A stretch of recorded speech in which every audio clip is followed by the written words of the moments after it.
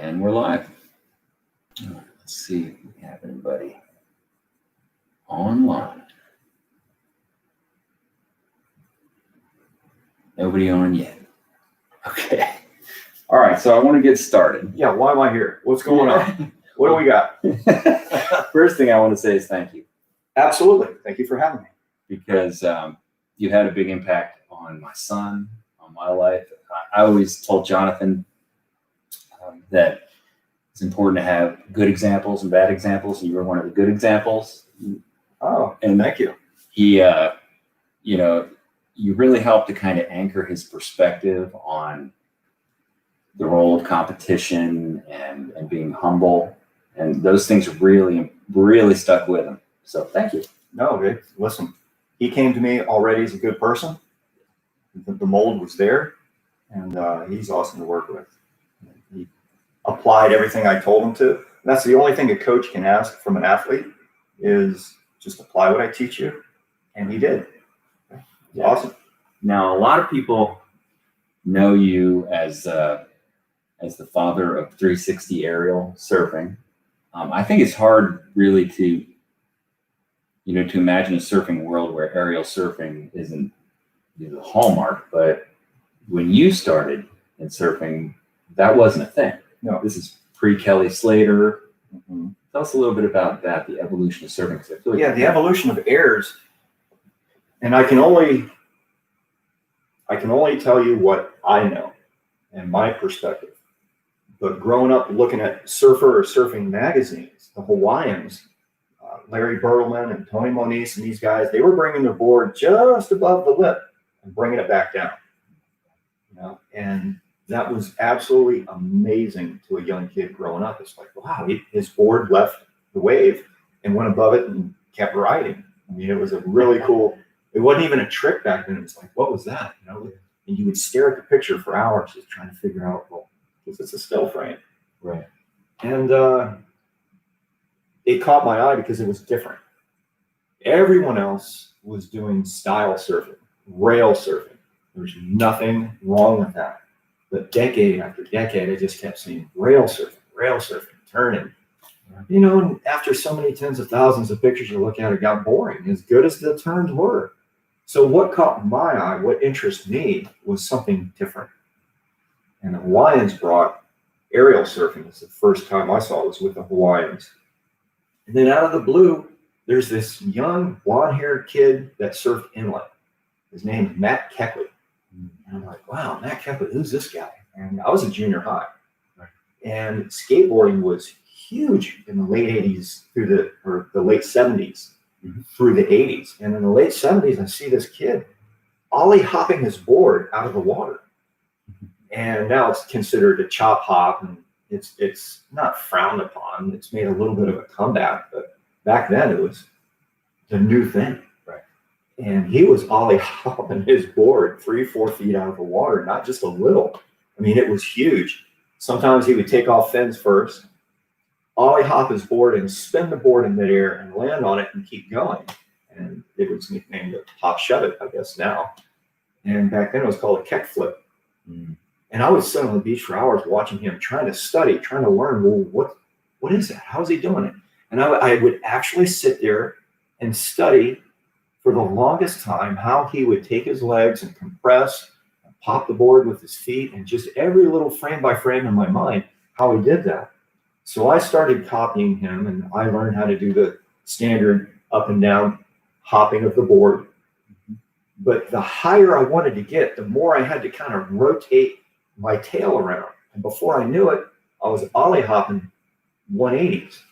And one day I told my friends, we were at my house, we just surfed Paradise Beach Park, and we were all sitting around joking. And I said, I would like to do that all the way around and land it. And they laughed and made fun of me. You're nuts, you're crazy. I didn't care what they said. So I went out and I tried it for months. Mm. And then one day, it was spring of 1980 at the south end of Paradise Beach Park. I rotated my head and shoulders. I hopped the board as hard as I could on about a chest-high wave. And doggone, if that thing didn't go all the way around and land it and ride out of it. Right. And luckily, there was a friend of mine who was a videographer. It was the first VHS tapes that came out with the VHS players, and it's new technology back then. Right. And he actually caught it on video. The very first. The very first one. Do you still have that video? No, I always ask him for it, and he says, "Oh, it's in my attic. It's been there for 30 years. I don't know where it is." And he just blows it off. So I ran up on the beach, and he played it back for me. And I studied it. And I said, "Oh, I see what I did right. I see what I could improve." Mm-hmm. And from there, I started working on the ollie hop, chop hop, reverse 360. Mm-hmm. And I did that for a number of years, and I got bored with it. And by that time, you had people like Martin Potter coming along and doing these huge double rail grab airs above the wave, and the aerials were starting to take off. Okay. And I thought, all right, what if I did a double rail grab and rotated? And I was already doing aerials, but I blended the ollie hop air 360 into a double rail grab air 360, and I started working on those, and it took off from there. From there, that was right about when Kelly Slater started really progressing and making a scene in the world. Right. And Kelly, why is Kelly so unique? Kelly's unique, and I'm talking to the people out there. Kelly's unique because he took what was revolutionary in aerial surfing and combined it with rail surfing and blended it into one style, and that's what we see today. And that's surfing today. And it was because of Kelly that he blended those two together. And now when you go see top professional surfing, you'll see all the rail surfing combined with the aerial maneuvers. And the aerial maneuvers have gotten ridiculous. You got Eric Geiselman and other guys that are doing double rail grab, literally backflips upside down and riding out of it, which is really cool. It's cool to see. So it's an honor to be able to be part of that. Yeah, absolutely. The evolution of it. I was landlocked in those days, and did see film of Perlman and others. I know Dogtown, Z-Boys, those guys are heavily influenced by the revolutionary kind of new way of doing the sport. Oh, yeah. And I think it's almost, it was inevitable that somebody had to take it off the surface of the wave. Right. Yep. And I'll just say from my experience when I first moved down to Florida, surfing at the Radisson, and on a beautiful day, and there must have been 100 people out. It was a hurricane swell, and it changed my life to see you do in terms of how I viewed surfing, to see you do that air 360, and everybody that was in the lineup just it was kind of like this thing of let's make sure we let him have the wave so we can observe it. So I think it just wanting to just see that it's possible, thinking that something wasn't even possible. So I know that was a big influence on me. No kidding. Well, that's an honor. That's an honor. And I think some of the people that I'm talking to, some of them might be on now, had similar experiences. Thank you for being an icon. Yeah, Jeremy. Jeremy, it's not me. It's God's talent. I'm just a vessel he works through. It's an honor to be part of the surf industry and play a role that God can use this as. But it's been fun. But I got to tell you, at 57 now, my hips and knees are shot. But I still get out there and surf. And I don't want you to fall faint or anyone online to fall faint. But at my late age, I am moving into longboarding, high performance longboarding. I'm happy to hear it. Makes me feel better. Me too. I've been playing around with fun shapes and longboards on and off through the years, and I haven't 100% quit shortboarding, but I got to tell you, it is so much easier to paddle, to stand up, to do all the things I want to do that my body at my age and my heart condition just will not let me do on a shortboard anymore. I'm now applying it to high performance longboarding, and I'm really enjoying it. It's like a new chapter in my life, and I'm excited about it. Yeah, have you tried soft tops? No, No, that's anything. no. I found these boards through Steve Mollenhauer. Many people know him as the Wave Caster, and he has talked me into purchasing, and I'm waiting for them. They're in such high demand now. Thunderbolt Technology surfboards at a longboard house. And I went in there and picked one up, a 9-foot board made by Thunderbolt Technology, weighs half of what even less than half what a regular longboard weighs. Oh, wow. So in order for me to do what I want to do on a surfboard, that seems to be the route I want to go. Nice. And yeah, before we get too far into it, I want to give you a chance to let the people that will see this video now, but also that'll see it long after, give your contact information, anything you'd like to kind of give a shout out to. Yeah, as you know, I was a surf coach for about 15 years. I coached intermediate to professional level surfers for competition. And I semi-retired from that and started working at a local grocery store. Hello, store 499. And got to give them a plug. Shout out to 499. Yeah. And I kind of pulled away for a while from the surf industry. And ironically, 2 months after I started doing that, that's when the virus COVID hit and shut everything down. Contests, coaching, everything was shut down. And I was able to still continue making a living working at the store. And since then, it's been about a year, and I'm ready to go back into the surf industry now. Nice. Yeah. Yeah, that experience, that's kind of I think that's a common journey for a lot of surfers, especially as you get older, which is, almost running out of steam to continue surfing. Yeah. It's hard. For whatever reason. The Yeah. crowds, the body is injured. Yeah, the body's more than just injured. All of that, and then coming back and experiencing it in a new way. And yeah, a new chapter. Right. I mean, you're not going to stop the progression of getting older. You might as well accept it, adopt it, love it, hold it, caress it, and go with it. Right. I've always been taught, no matter who you are, lean into who you are. Well, I'm an old guy now, and I'm going to lean into what I think my body can handle and what I would like to do. Right. So that's the goal. We'll see what happens.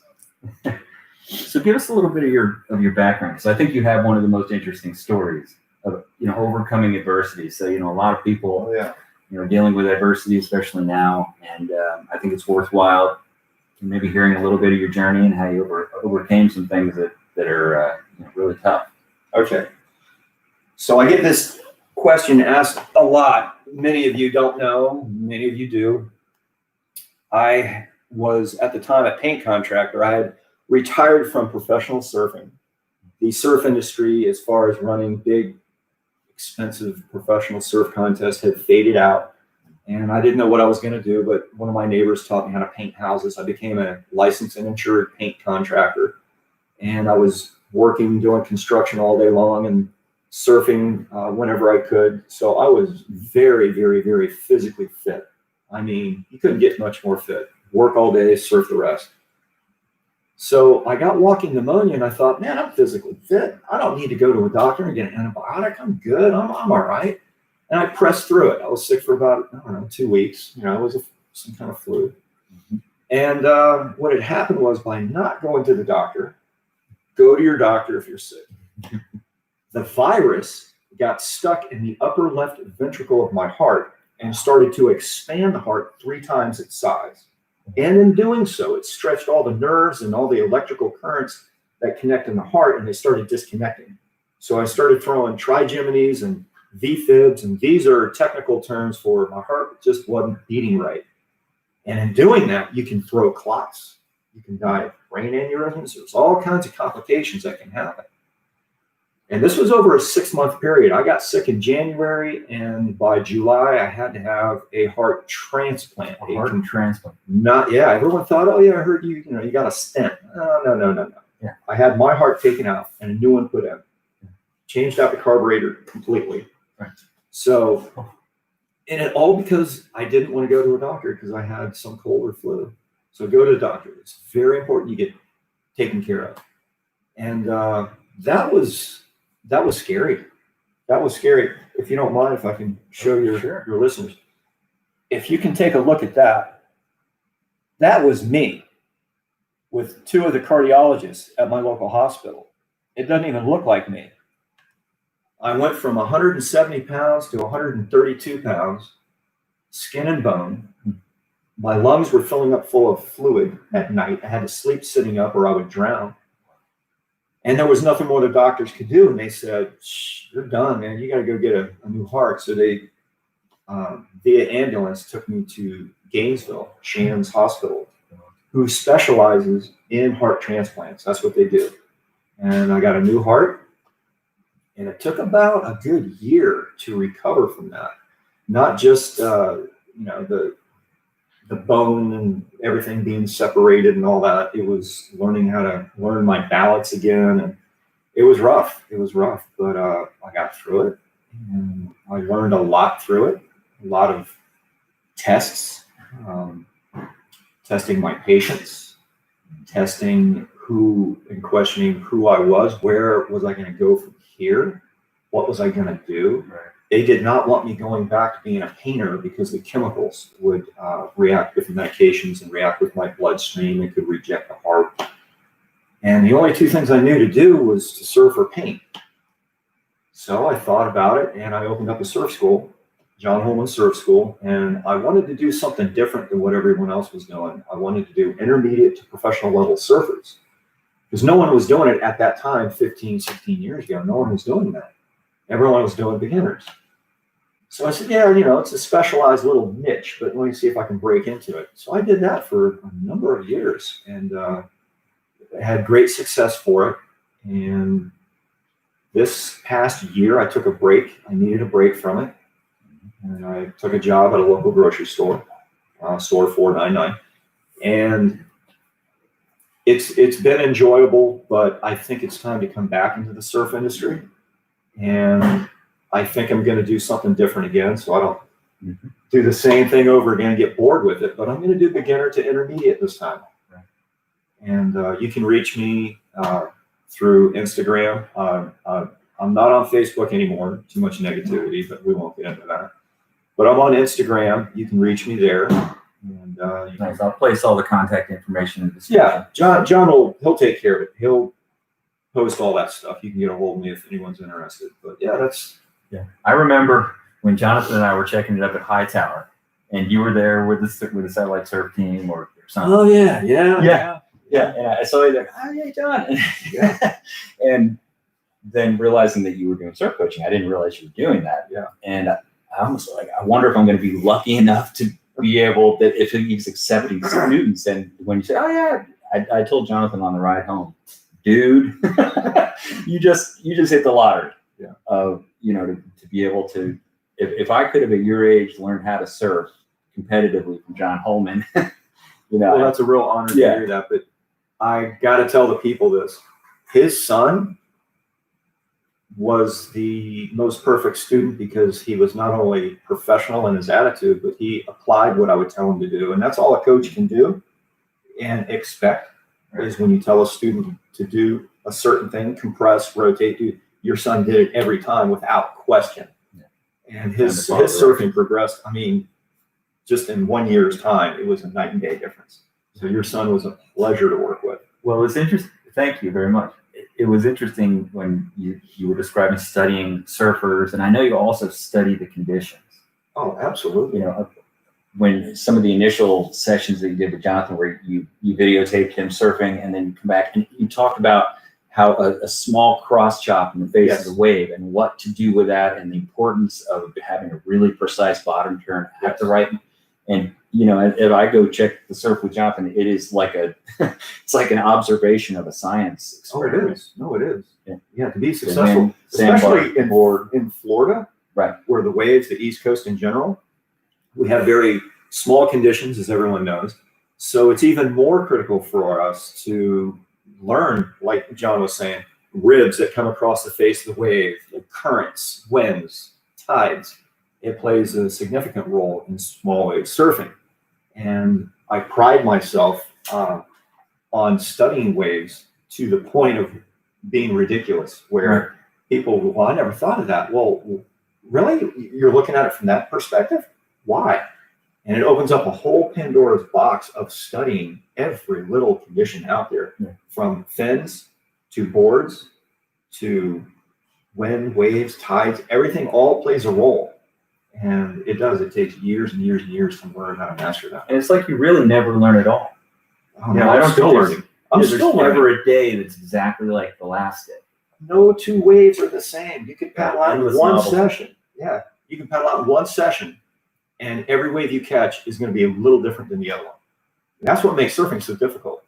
You know, playing basketball, the ball never changes, the hoop never changes, the height of the hoop never changes. Yeah. You know, how hard is that? Let's throw some tigers onto the into the basketball court. They might eat you. Surfing is so different and so difficult because every wave you take off on is different, and it makes it hard. The learning curve is unbelievable. Yeah. Excellent. What else you got? Okay. I think the next thing I'd say, what's your advice for young surfers? You sure had a lot of great advice for Jonathan growing up, and what would you say? Here are the things that here's some advice for being successful, not just in surfing, because we're surfing in the ocean, but we're surfing the waves of life too, and the energy that comes at us. We really don't control what tomorrow is going to be.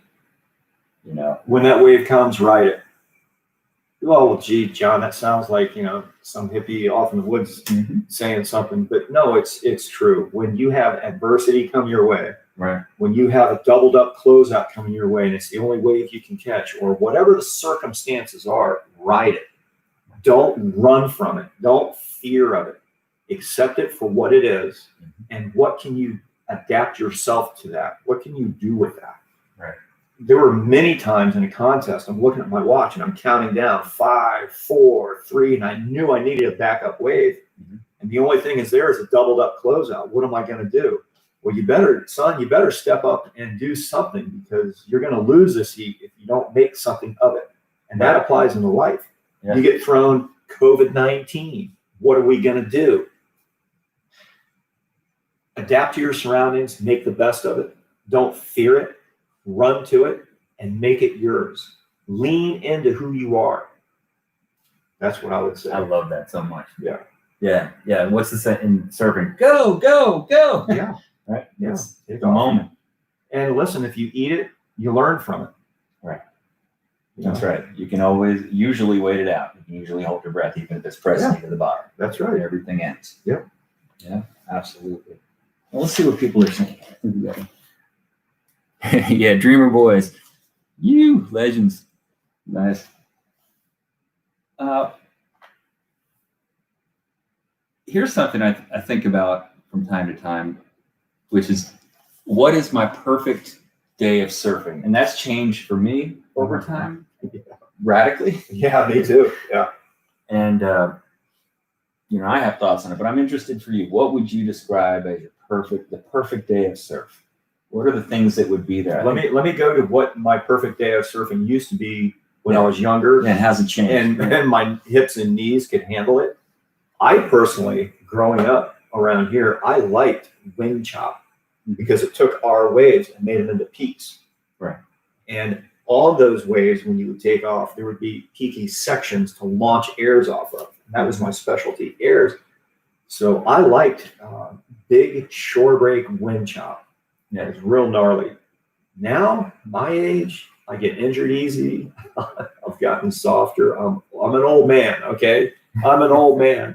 So now I'm a little bit pickier. I'll go out in anything, but I prefer glassy, shoulder, a little overhead days, and that's it.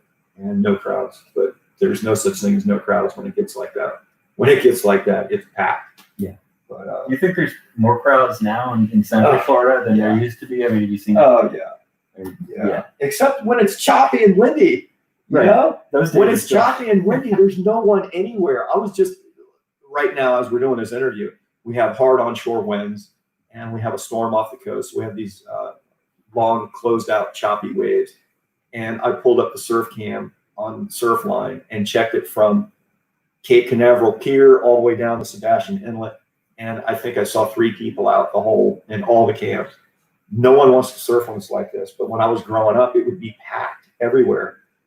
Now people wait for it to get glassy and good. And it's a huge change. And it's very interesting. Yeah, somewhat sad, because the level of surfing talent has gone down tremendously from the 80s and 90s, because people only want to surf when it's good. And it doesn't get that good that often. Yeah, especially on the East Coast. Yeah. And another thing that you made me think of as we were talking about this, was the day that I saw you out surfing at the Radisson. I think it was Vince. You were out there. Oh yeah, Vince. Yeah, Vince. Yeah. I haven't seen him in a while, but yeah, maybe you'll see this video and reconnect. Yeah. But it was one of those days, choppy overhead day, kind of bowly on the outside, and you moved to the inside of where we were, right to the inside over the rocks. And I saw you pull into it looked like it was a waist-high wave.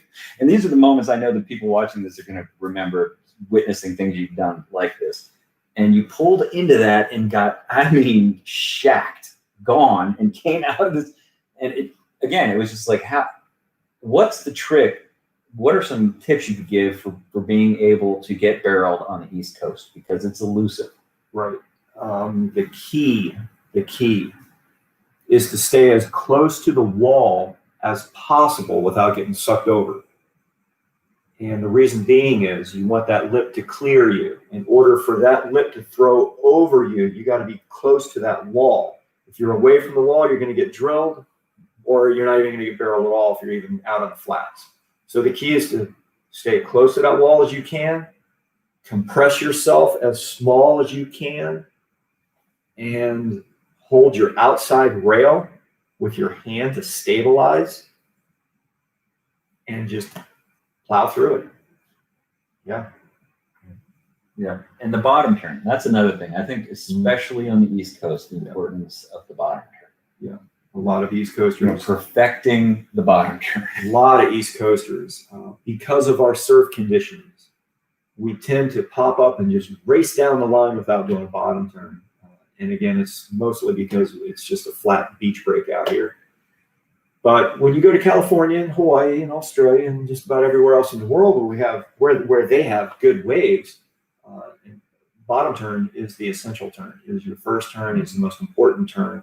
It sets up your routine of snaps, and it's absolutely critical. And the more you compress, the more you put your board on rail, you can look up and spot your target easier. The more you rotate your head and shoulders coming out of your turn and picking a spot you want to hit, the easier your maneuver is going to succeed. It's critical. You've got to do a solid bottom turn. Right. And then the down the line vision, because what I see a lot of surfers will give up on a wave too early and not make it through that flat section. So what are you how far down the line are you planning in your head? It's all happening very quickly. It's not only looking far down the line, it's reading the wave. What is it going to do as it moves off of the outside sandbar into that deep trough and into the shore break? You have to be able to read that. And that just takes years and years of studying surfing and reading waves. If you can't read waves, you're going to have a difficult time learning how to transfer from the outside break to the inside break and vice versa. But just growing up on the beach, we had oceanfront property. Yeah. And I was very, very blessed and thankful to do that. So I was able to study the waves much more than your average surfer. And I learned at an early age what a wave, how it looks in the mid break. I know what it's going to do in the shore break. Because as it moves in, it starts to take form, it starts to get steep. I already know what it's going to do. So therefore, I already know what maneuvers the wave will allow me to do. That's very interesting. Traveling for surf. I find now, I used to crave a surf trip to Costa Rica or whatever so much. Now I feel as if I have no desire to travel. Do you? Well, have you traveled much? No. In your surfing? No, I haven't. And I don't regret it. I used to always get asked, why didn't you ever try to go out on a tour? Why didn't you do this or do that? I've been to California one time in the 80s, Barbados, a couple of the islands out here. From a young age, I never liked to travel. I didn't like to be away from home. I hated the airport, the packing, the unpacking, the hustle and bustle. I'm a small town kid, and I did not like traveling. Yeah. It made me very uncomfortable. I was never comfortable where I went. I traveled up and down the East Coast when we had what was called the ASP East. It was a East Coast professional, I hate to use the word tour, but it was. And there was a whole group of us, about 100 guys from the East Coast, and we would travel from South Florida all the way up to Jersey, throughout the year, surfing all these different contests. And that was enough traveling for me. I did that for about 3, 4, 5 years. That was enough for me. I didn't want to get on a plane and go all over the world and travel, and it just wasn't me. Yeah, I feel the same way. I get kind of homesick. Yeah. Oh yeah. Yeah, and I can really appreciate a small day much more than when I was younger. Well, I've never been a big wave surfer because I grew up here and because I didn't travel at an early age. I never got used to big waves. There was one trip that we took in 1984. I took with Greg Taylor, Scott McCrannles, Todd Holland, and a couple other guys, and we brought some photographers. And we went to Barbados, and they wanted to surf this place called Duffy's, and a swell had just hit. We're standing on top of this huge cliff looking down, and it looked head high, a little overhead. And I'm like, all right. We got out there, and I sat in the channel. I was so scared. It was triple overhead plus.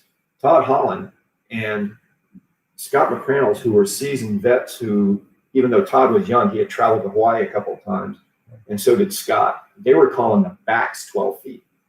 It was huge, and I had a 5'10" twin fin. But I was scared to death. I mean, I took off on a few. I will say that I wasn't ripping. I was scared to death. It looked like the side of a condo when I was riding the wave. Yeah. But big wave surfing's just not me. You know, it just wasn't. Just didn't. We all have our niche. We all have our thing. And like I said earlier, lean into who you are. And I'm a small wave Florida guy that likes small Florida surf. That's who I am. I don't apologize for it. I'm not embarrassed by it. It's who I was. It's who I am. It's who I'm going to be.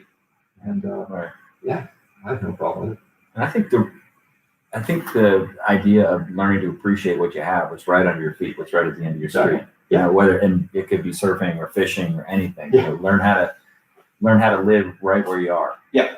Yep. And you mentioned the twin fin. Oh yeah. So fins. Oh yeah. You're a big fin guy. Let's talk about twin fins. There's a shot on the cover of Surfing on a twin fin. And that's what I grew up on. I mean, I started on a single fin. You got to remember, I started surfing at the age of 5. It was 68, 69. And we had single fins. But, you know, twin fins weren't far down the road. So, yeah, I surfed most of my life on twin fins. And even when Simon Anderson came out with thrusters and everyone went to thrusters, I still rode twin fins. I just never got used to a thruster. I was so established and used to riding a twin. When I got on a thruster, I couldn't turn the darn thing. Wow. As hard as I tried, I couldn't do it. So again, I leaned into who I was, and I never apologized for it. I had so many comments, and people pulled me aside and go, "Oh, you got to ride a thruster. Oh, your surfing would improve," and this. And I just ignored what they said and stuck with the twin. And then quads came out. Yeah. Oh, and the twins are. Ooh. So quads, for me, that's my thruster. It's tighter than a twin, but it's looser than a thruster. It's perfect. I love it. It's perfect. I love quads. Even though I'm riding longboards more and more, I ride my longboards as a quad. I just love how they feel. Yeah. That's interesting. It's like taking the whole evolution from single fin all the way to, you know, thrusters and winding up with the quads. Yeah. I love quads. They hold in and they're loose. And here's another thing, you know, polyester, epoxy. I know you've experimented around with those a lot. And well, yes and no. Okay. Through the years, it was all polyester. And then this man right here, I don't know if you guys at home can see that logo. That's Greg Lure. Greg Lure started experimenting. He's a mad scientist. If anyone, I don't know if you've ever talked to Greg Lure. He's so brilliant, he will lose you in a conversation in the first 5 seconds. He talks so far over your head with chemicals and how they react, and I can't even describe how he talks. He's so smart. But he started experimenting with epoxy boards way back before most people. And at that time, I wanted something lighter because my aerials required a light board. The lighter the board, the higher the air. So I started riding for Greg, and he started making my boards lighter, and he got them down to 4.5 pounds. Wow. But he was one of the first to experiment with epoxy, and he ended up inventing what is used today in the surf industry as the main 2-part epoxy that has no fumes whatsoever that I know. You walk into a factory nowadays, and if they're doing epoxy, you can't even smell it. Wow. So the evolution of going from a heavy polyester to a light epoxy for me was crucial.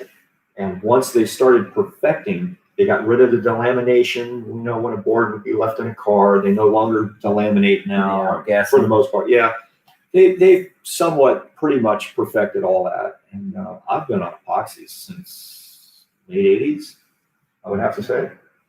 So that's kind of where you're at. That's where I'm at. Yeah, I haven't gone back. I won't go back. I'll try some friends' boards, and they'll try my board. We'll swap boards in the water, and I'll ride their board, and I can feel the difference. In Florida, on the East Coast, specifically our beaches that we surf out here, the waves are mostly very weak, and polyesters have a tendency to not have as much buoyancy or float as epoxies. Mm-hmm. And for me, I like a board that floats and has a lot of buoyancy, because I can project faster through sections with more buoyancy. So I prefer epoxy. I have for decades now. I really prefer it. Yeah, I know. I've always kind of thought you surf more beefier boards. I love that too. Yeah. Yeah. You know, a little shorter, but a little wider, thicker. Thicker. Yeah. Yeah. Yeah. I would say most of my boards are at least 2 3/4. Right. Really? On a 5.7, a 5.10? Yeah. Yeah. I ride really thick boards. Mm-hmm. Yeah. And it works. It works. That's right. I'm happy with it. Yeah. And the one thing I'm curious about is the flexibility of epoxy and polyester. People say that. I don't feel it. I'm not saying it's not there. I just don't feel it. Yeah. Same thing with fins. I've had so many people tell me, try these fins, they flex. Try this, it flexes. I don't feel a flex. I just don't, but maybe they do. I don't know. Yeah.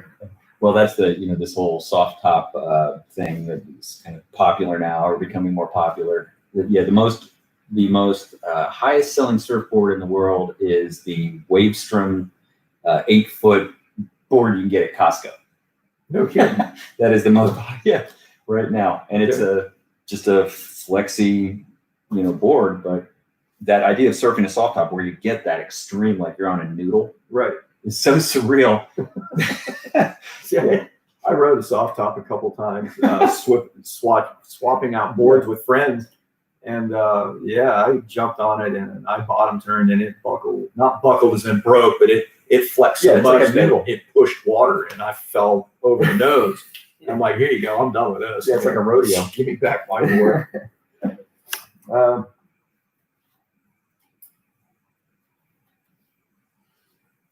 So let's change the topic a little bit. One of the things that that I think everybody who surfs eventually encounters is the dark side of surfing. I've had, I've described situations I've been in surfing where localism has encountered localism, or I've encountered. You were scaring me. I didn't know where you were going with this. It's just okay. Mostly just localism, people having a bad day, crowds, that kind of thing. For some people, I think it can be get them out of the sport. It starts to feel like it's just a negative environment. And I know the perception of surfing, the popular cultural perception, is more or less that it's hibiscus flowers and aloha, but I found it can be quite different. Oh yeah. But it's fairly easy to avoid those situations over the years. But what are your thoughts on localism and its prevalence over that kind of thing? Yeah, he had to go there. He had to open that Pandora box. I am guilty of localism myself when I was younger. I'm guilty of it. I'm not proud of it. I was very immature at the time. Times I'm thinking of. I was in my teens and 20s, thought I was all that. And I would tell people, this is my beach, go home. And I'm guilty of it myself. But as I matured and as I got older and had a family and all this other stuff, marriage and own a home and just matured, then you see the other side of it, that people are just out there to have fun. And not everyone is going to be a top pro surfer. And not everyone has the gift that I was given. And not everyone wants the gift I was given. They just want to have fun and go down the line, and there's nothing wrong with that. Right.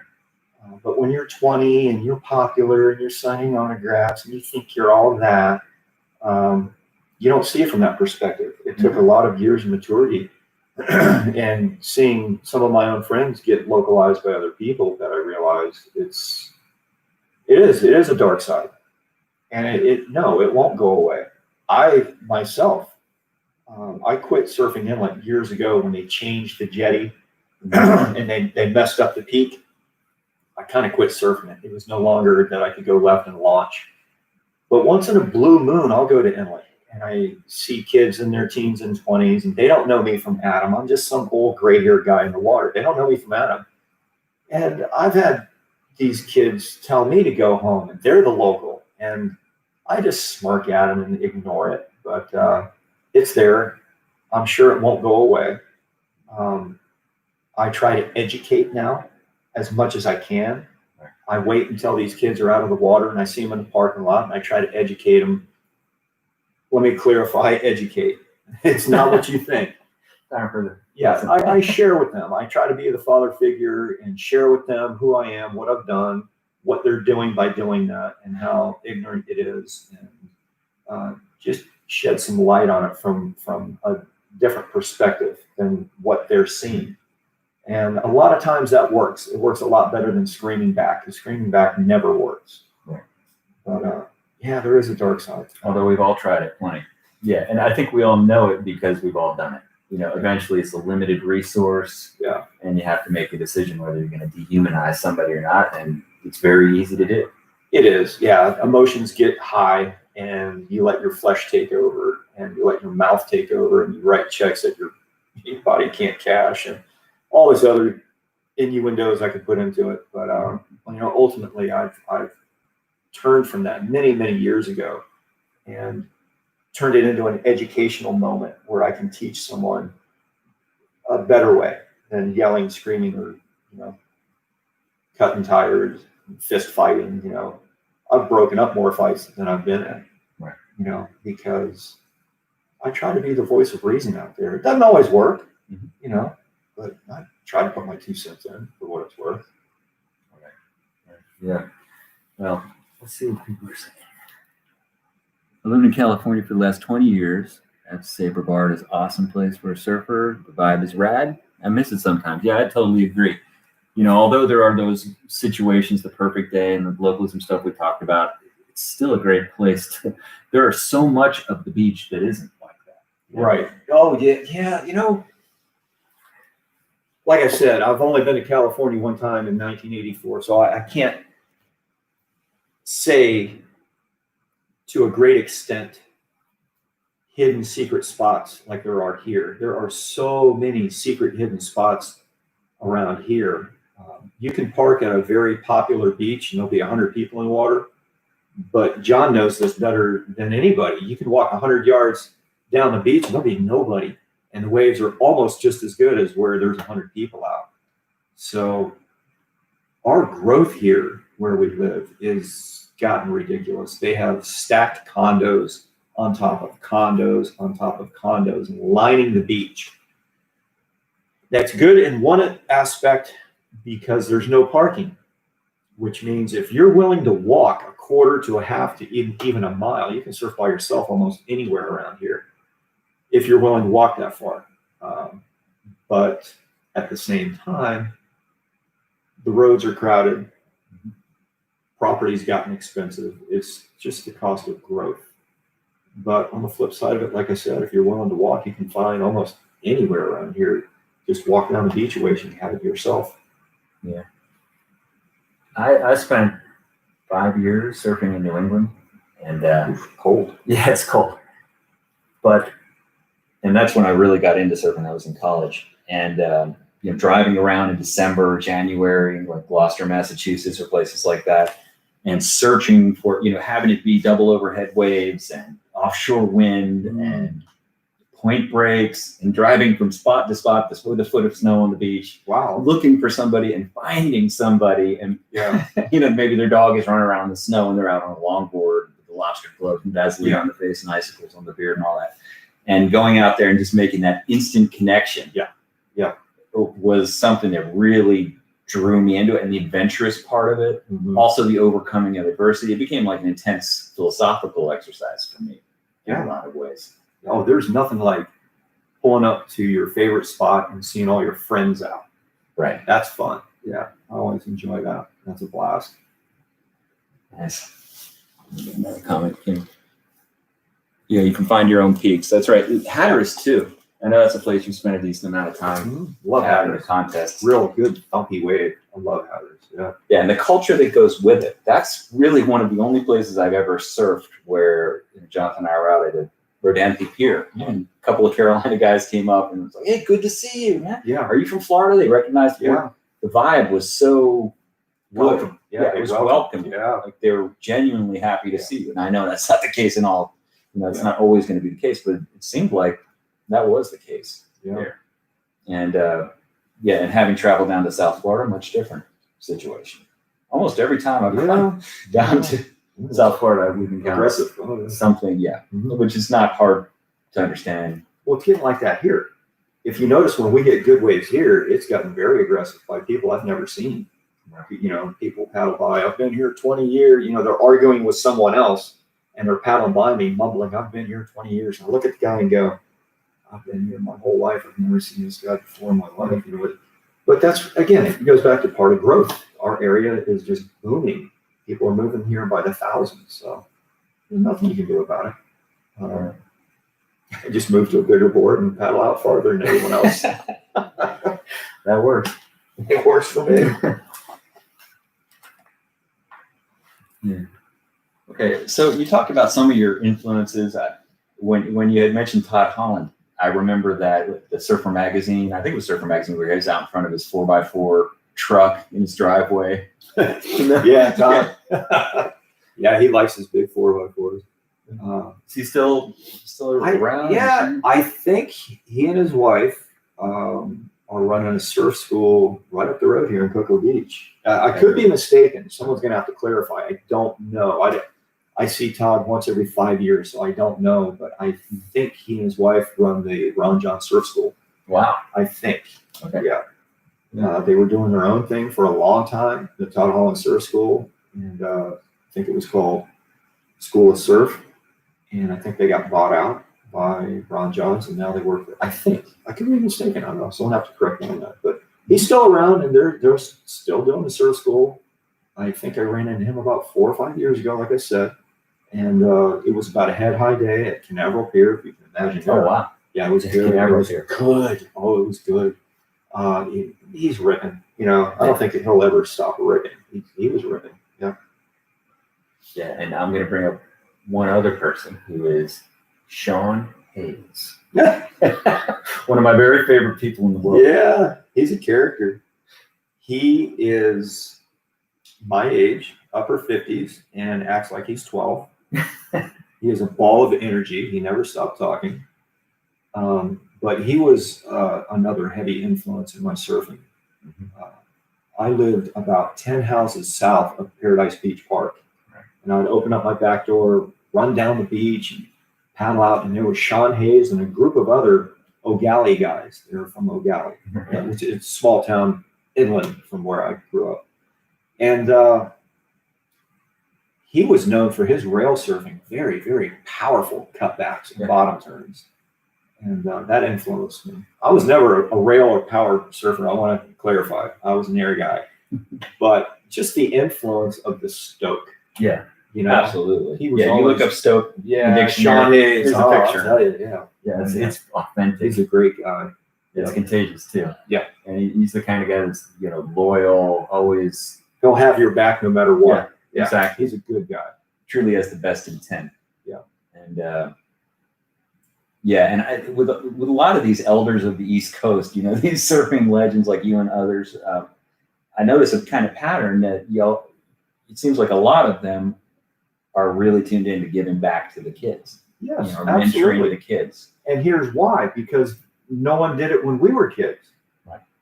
In the 70s and 80s, we didn't have a lot of mentors or top pros that would take the time to sit you down and explain to you what's right, what's wrong, and how to do it. I was blessed enough that I had people in my life that would do that. Matt Keckley and Tim Bryers and Greg Lure and a few others, Pete Dooley. I could go on and I could drop names all day, but for the most part, stepping back and looking at the huge population as a whole, there's not a whole lot of people out there that mentored or cared enough to take the time to do it. They're busy with their own lives and they didn't want to participate.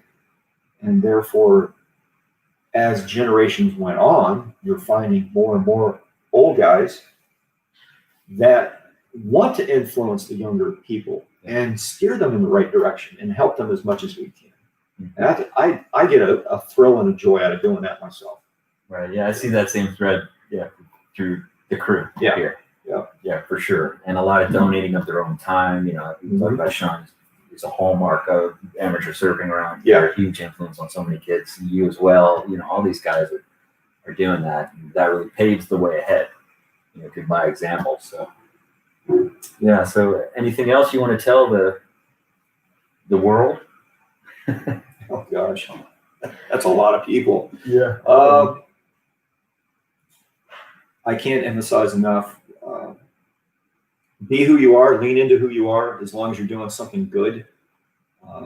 Give back, really give back. Try to give back the best you can. There's not just to young people, but to old people too. There's a lot of much older than I am, people that need that also, is the input, the friendship, and the fellowship out in the water. And that's it. I mean, go out and shred. Have fun with it. Have fun with it. You know, it's not every time you paddle out. And not that there's anything wrong with running heats and having competition with your friends, but not everyone's into that. There's a huge majority of surfers out there that they work all week long. They work all day long, and they just want to let out some stress, and they just want to paddle out and have fun. And we have to accept those people just as much as the groms next to you running heats. So there is a different variety of personalities, a different variety of level of surfing that's in the water at the same time you are. Accept it all, because it's all part of surfing. Absolutely. Okay, well, I think that's probably a good place to. Well, I appreciate you having me, John. Thank you very much. I'm extremely honored. Well, no, I was looking forward to it all week. Well, I appreciate it, John. Thank you so much. You're welcome. All right. And thanks for everybody who joined the stream. I appreciate it. Yeah, Robert, thanks. Okay, thanks everybody. Have a great day. All right. Cool, John. That's good stuff, man. Yeah, man.